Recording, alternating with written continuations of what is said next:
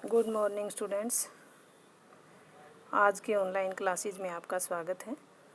Students, आज हमारा topic रहेगा भक्ति काल को स्वर्ण युग क्यों कहते हैं, या भक्ति काव्य को सर्वोत्तम क्यों माना गया है, या भक्ति काव्य की प्रवृत्तियाँ क्या हैं।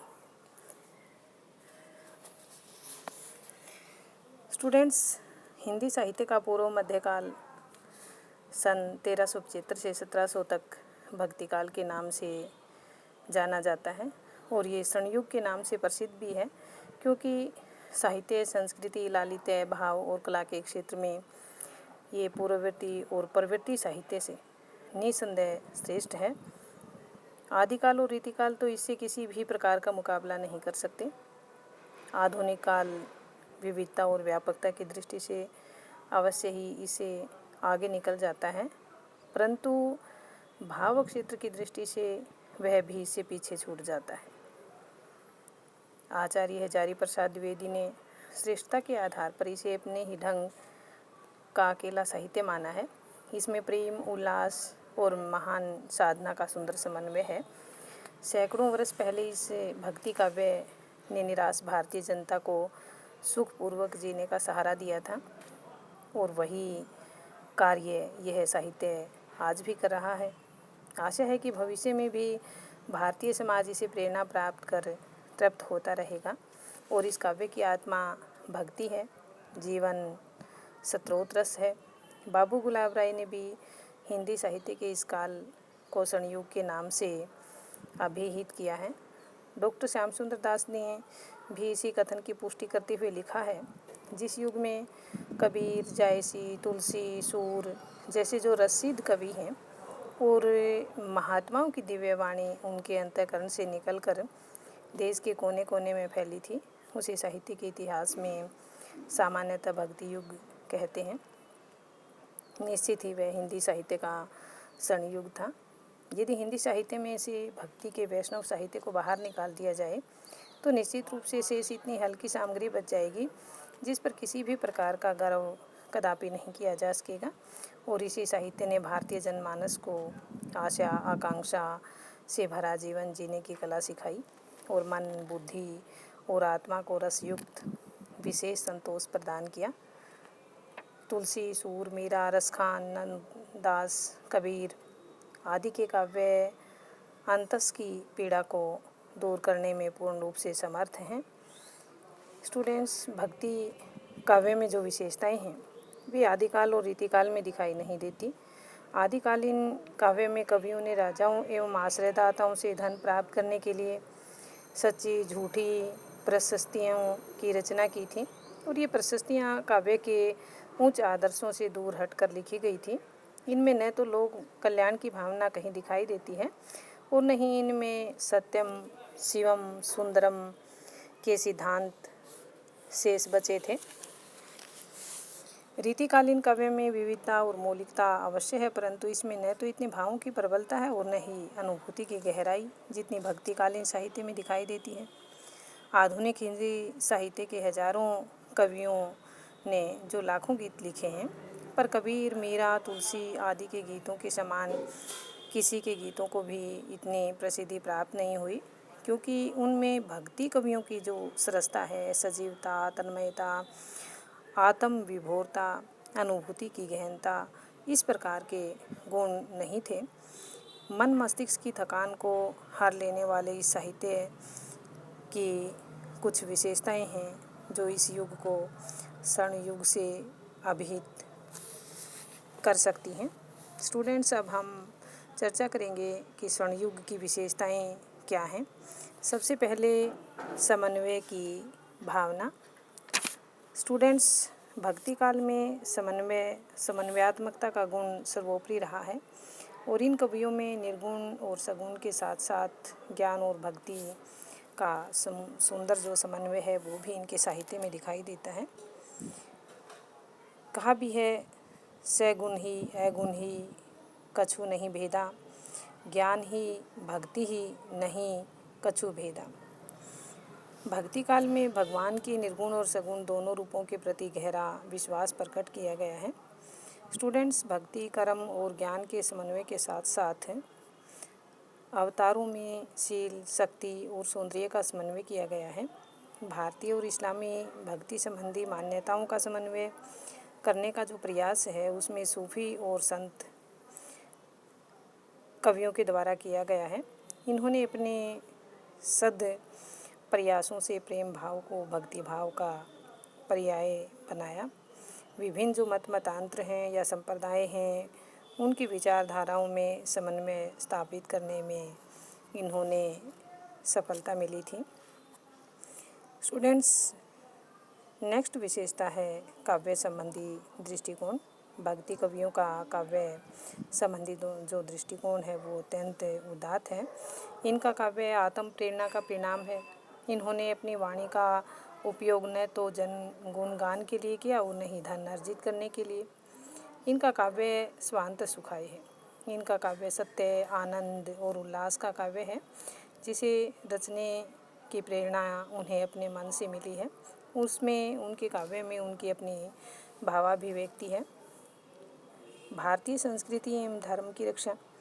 भक्तिकालीन साहित्य में भारतीय धर्म, दर्शन, संस्कृति और सभ्यता की पूर्ण अभिव्यक्ति हुई है। यदि मध्यकालीन भक्ति साहित्य पढ़ लिया जाए तो तत्कालीन भारतीय संस्कृति का पूर्ण ज्ञान हो जाता है। इस काव्य में भक्ति, दर्शन और आदर्श जीवन के भव्य चित्र अंकित हैं। इसलिए तुलसीदास के रामचरितमानस को भारत में धर्म और संस्कृति का आधार माना गया है। इसमें विभिन्न जो पुराण हैं, निगम, आगमों, इन सब का सार इसमें दिया गया है। भक्ति साहित्य में ऐसी धार्मिक जो भावनाएं हैं उनको भी स्थान दिया गया है जिनका मुसलमानों के धर्म से कोई विरोध नहीं है। इसके जो अलौकिक पात्र हैं श्री राम और श्री कृष्ण आदर्श व्यक्तित्व के स्वामी रहे हैं। कृष्ण भक्ति के राधा कृष्ण भी रीतिकालीन काव्य में वर्णित नायक नायिका के समान असंयत नहीं है, वे पतित पावन हैं। संगीतात्मकता। स्टूडेंट्स, हिंदी साहित्य में गीति काव्य की अभिव्यक्ति सबसे पहले भक्ति काल में ही हुई थी। इसमें पहले संस्कृत, प्राकृत, अपभ्रंश में इसकी परंपरा विद्यमान रही है, पर आदिकालीन जो साहित्य है इसका समावेश वहाँ नहीं हो पाया। भक्ति कवियों में गीति काव्य रचने के सभी गुण विद्यमान थे। मीरा, कृष्ण, कबीर, गुरु नानक देव, सूर, तुलसी आदि के द्वारा जो रचे गए गीत हैं आज भी लोगों के द्वारा उन्हें गाया जाता है और इन्हें सुनकर ही मन भाव विवल हो उठता है। भाव काव्य संगीत का अनूठा संगम इन काव्यों में दिखाई देता है। लोक रक्षण एवं लोक रंजक। निर्गुण भक्ति काव्य में हिंदू मुसलमानों में जो पारस्परिक एकता स्थापित करने का संतों और सूफियों के द्वारा प्रयास सर्वदा प्रशंसनीय रहा है। सगुण भक्ति काव्य में निराश हिंदू जनता की धमनियों में नए रक्त का संचार हो गया। तुलसी ने जहाँ राम में शील, शक्ति और सौंदर्य का समन्वित रूप प्रस्तुत कर समाज को नया जीवन प्रदान किया, वहीं सूरदास जी ने कृष्ण भक्ति के जीवन के द्वारा उनके प्रति आसक्ति और आस्था की प्रतिष्ठा की। भक्ति काव्य में एक साथ लोक एवं प्रलोक को स्पर्श करने की क्षमता है। ऐसा करने के लिए इसमें सौंदर्य, धार्मिकता और आध्यात्मिकता के आवश्यक तत्व विद्यमान हैं। स्टूडेंट्स, एकेश्वरवाद और मुक्ति की प्रेरणा भक्ति काल की विशेषता रही है। इसमें भक्तिकालीन भक्त कवियों ने विद्यमान जो साधना पद्धतियां हैं एवं आराध्यों पर टिके रहकर भी एकेश्वरवाद की स्थापना की है। इसके पीछे मानवीय मूल्यों की उच्च व्याख्या की भावना थी। यह उस युग की मांग थी और सभी भक्तों ने जाति पाति, भेदभाव, ऊंच नीच आदि का विरोध किया था। तुलसीदास जी ने रामचरितमानस में सबरी, निषाद, राजगु आदि को अत्यंत उच्च भावभूमि पर स्थापित करने का प्रयास किया और जो सांसारिक बंधन है उनसे मुक्त होने तथा माया से बचने के लिए साधना और जीवन में इन सभी ने गुरु को महत्व दिया था।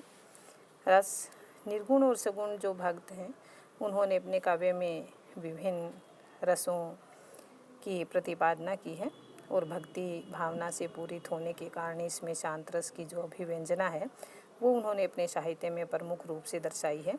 तुलसी के रामचरितमानस में विभिन्न प्रसंगों में विभिन्न रस हैं। सूरदास ने श्रृंगार रस के जो वियोग और संयोग दोनों पक्ष हैं उनका अपने साहित्य में सुंदर अंकन किया है।